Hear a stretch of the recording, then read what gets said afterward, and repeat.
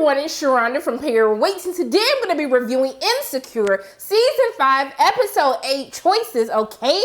And so we see that at the beginning of this week's episode, it opens up with Nathan and Issa. They in bed, they in a good place now, because Nathan said, I love you finally. I'm not fine, because like they only been dating for 2 minutes. You know, back again, but he said, I love you, and so it seems to be that they're in a good place. Issa is obviously in deep thought, and so he asks her, what is she thinking about? But we see that she talks about how she's thinking about, you know, how squirrels act like they so busy, like they forgot to do something. I was like, you know what, Issa, that is a really good point.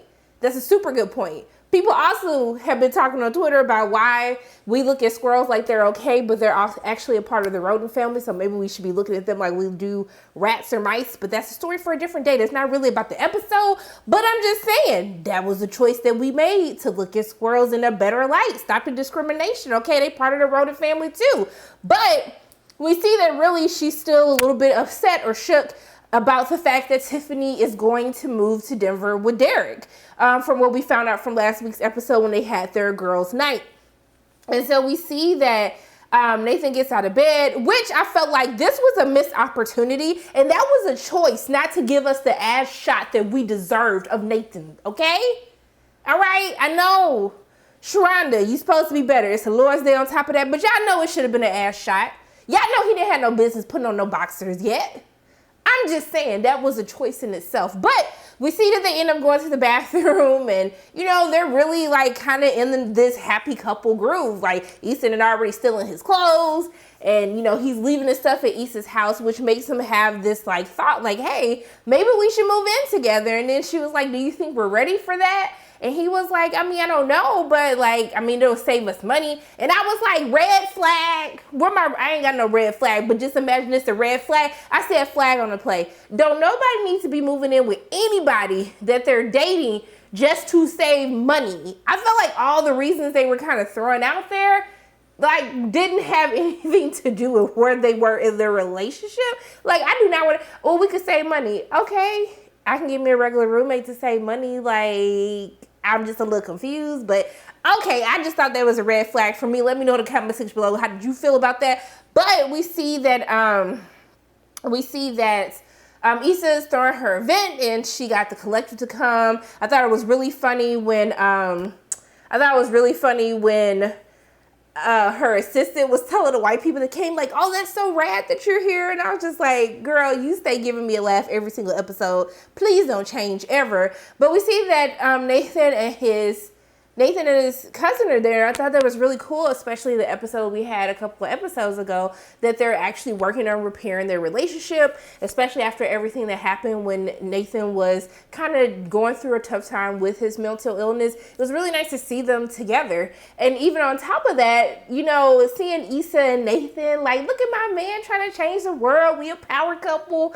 And them saying, I love you. I thought that was super cute. Even seeing Kelly and Issa's brother and them making fun of them. I thought it was super hilarious when Issa's brother called him Yellowman. I was like, sir, why? Why are we doing this? And then the fact that Kelly said she was going to create a show just so she can kill off her brother's character. I was like, I really want them to date. Like, I really want that to happen. I feel like we should have. I hope in the last episode that we get to see them just make out because clearly they deserve to be with one another. But we see that Molly's having the conversation that, you know, her and Tori, and they've been hanging out. And, you know, she tried to give him that good. She tried to get her some D. And so it was nice to see everybody actually in a happy place. To see them, like, no one's struggling or going through something. It was nice to see everybody happy at the same time. But we do see that Crenshaw ends up coming up. And he basically tells Issa, like, hey, I really want to work with you again. You know, I tried to put on my own event. I didn't realize how hard it was, how much work you actually did. And I was like, not integrity, Crenshaw.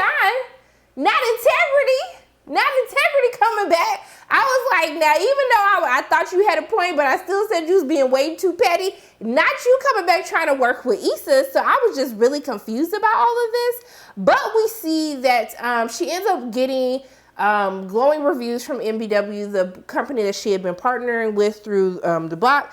And essentially he offered her, he was like, hey, we're going to send you an offer because you've done such a good job and we want to do more events with you exclusively. And so essentially we see that Issa starts in one of two daydreams in the episode. And so this is a daydream if Issa actually decided to take the offer letter with MBW. What would her life actually look like? And we see this as she's introducing them to the Miracle Theater, which I thought was really hilarious. And when the talent said that they weren't going to perform because it was Mercury retrograde, I said, protect your peace and your energy, okay? That's your business.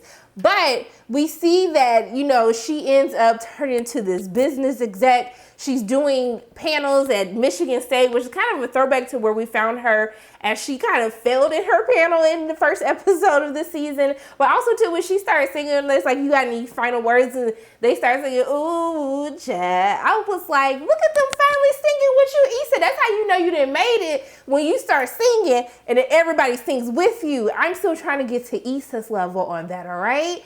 But we also see that throughout the daydream, we see that Nathan and her are still together, that she got them coins on coins on coins. She living in West Hollywood in a nice place, okay? And, you know, her and Nathan, they're in a good spot. You know, she moved to West Hollywood to be closer to the MBW offices. And then we also see that she in first class, okay, looking good, flying good, in first class with Ty Dolla $ign, who mentions that he is going to work with an artist by the name of Crenshaw, who has blown up at this point, which is kind of signaling this other life that Issa had, especially when her and Crenshaw said that they wanted to change the world together.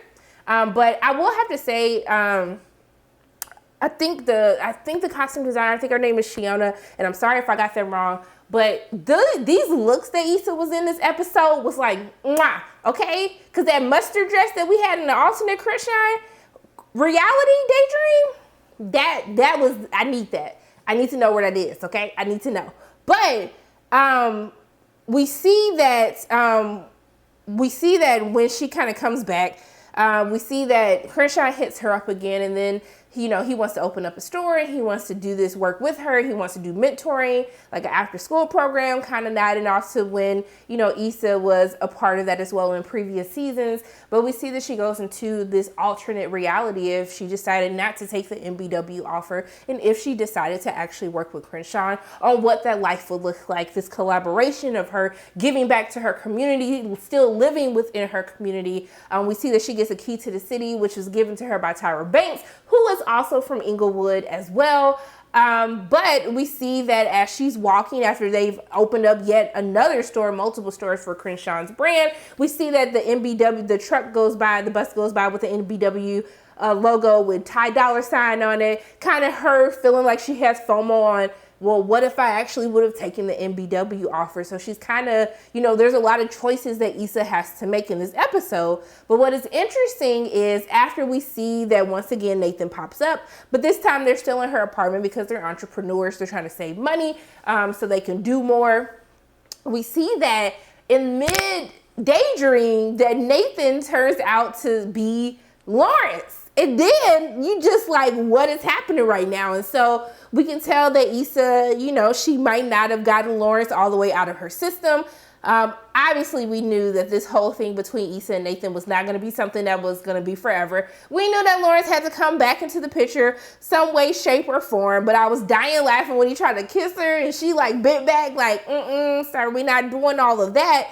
But we see that essentially towards, you know, the end of the episode, we see that Issa has this talk with her mirror version of herself. And basically, she was just like, well, maybe there's still something left with Nathan. The voice in your head is telling you that. She's like, Beach, you the voice in my head telling me that. And so essentially, this is like, well, are things really over for Issa and Lawrence? And we clearly knew that it's not. So obviously they have to see each other. I have not seen the previews for next week's episode, so don't say we saw it in the previews. I can't see it on my screeners. But we see that she ends up calling Molly, and Molly tells her, like, in your heart, you already know what you have to do, and you're not a sellout. Whatever you decide to do, like, you can do that. And who says that you can't actually do both?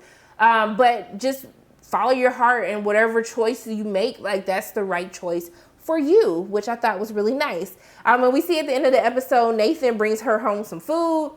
And then basically, you know, he was like, I just want the best for you. Or like, I love making you happy.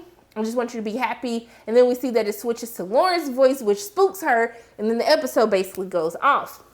And so with that, I hate that we did all of this to get Nathan and Issa to where they are. And then in the last 2 episodes, you just gonna just blow it all up for Lawrence. I don't know what the hell is gonna happen, but I guess we'll have to wait for these next final 2 episodes to figure out what is going to happen. Is she going to choose Lawrence, which I think ultimately she's going to choose Lawrence, or is she going to choose Nathan, or maybe she won't choose anybody. Maybe she'll just put herself first and choose herself because that's her business too. But I do want to say I really like what they did with Molly this episode. I really thought that how, her having this conversation with her parents about what does it look like if they were to die, trying to get the will together and see how the parents were like, okay, just split everything in half. And, that's not how it necessarily works. And I think anyone who's had family members who have gone too soon, I've lost multiple family members. I lost my father when I was young. Like, you're not prepared for some of those conversations. And you kind of see that when it's too late and you have to figure all these things out and you don't have their input on what should happen with their estate. And I thought that it was really nice, even including the tidbit about how her dad was so frustrated because he felt like he worked all of these years and had nothing to show for it because they had to borrow money out to help with the medical bills with his wife. I just thought there were so many, without them having to say it, you just really felt that conversation. You felt the emotions behind it. And it was so nice to have Kelly there as a supportive friend. She did the damn thing. I thought she was great at it. Like, definitely she should be doing more of that as a character because she was just so great at making it not feel as heavy as it should have. But I felt that when she had the conversation with her parents afterwards, like, that was really hard, but thank you so much for pushing me through it. And then to see Molly break down in the car, I felt that because that's really tough when you sit and think about when you start to get older, that your parents are going to get older. They were always like these invisible people that you never thought anything would happen. And the fact that you have to have these conversations now of, what do we do with the house if you were to pass? What do we do if you weren't able to make sound decisions for yourself? Like, that's really tough. And I really like how they played that out with her. But I thought the best part was when Torian called her because they were supposed to hang out. And she was just like, I had a really hard day. And realistically, I just can't give you the energy that you deserve. And that he was okay with that. And he was like, take your time and do what you need to do. And if you want to talk, I'm here. A man, okay? A man. A whole man right there. And on top of that, he sent her wine and wings. Baby, let me tell you something. My parents watching, pause the video right now, okay? Because you're not going to like what I got to say. If somebody would have did that for me, I would have been like, come over right now. I had the legs wide open for them. Now, my parents is watching. I'm a virgin. I'm just saying if I was sexually active, that's probably what I would do. But, for my husband, right? But I'm just saying, Torian that moved up a couple of spots for me in my book. But, yeah, that's pretty much all that happened this episode. Like, it wasn't a ton that happened. I feel like I say this every week. I feel like I'm a broken record now. Y'all know ain't nothing really happened. This is episode 8, and we only have 2 more episodes. It's only 2 more episodes left, and like ain't nothing happened towards moving the plot somewhere. We still don't know if he's gonna choose Nathan or Lawrence, and that's pretty much the storyline for the whole season. Is either gonna choose Nathan or Lawrence because ain't nothing else really happening. I thought it was a nice episode though. I did think it was a nice episode, and the looks, the costume design, top notch. Okay, top notch. Hair, makeup, looks, fits. Slayed every single one of them. But yeah, it's still just, this is episode 8.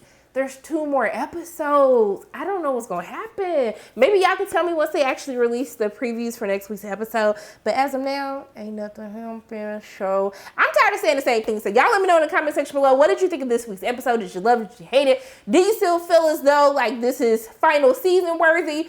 Or maybe you're loving the season so far. Let me know in the comment section below. What do you actually think? But I do think just as an episode, taking out that this is the final season, taking out that we only have 2 more episodes after this, I did enjoy the episode. So yeah, those are my thoughts on Insecure Season 5, Episode 8, Choices, okay? And I would never forgive you guys for not giving me the ass shot of Nathan that I deserved, all right? So those are my thoughts on this week's episode. As always, my name is Sharana from Pay Your Weights. And if you like what you saw today, make sure you hit the like button, hit subscribe, share this video with your friends, and make sure you hit that notification bell. And I love you guys 3000.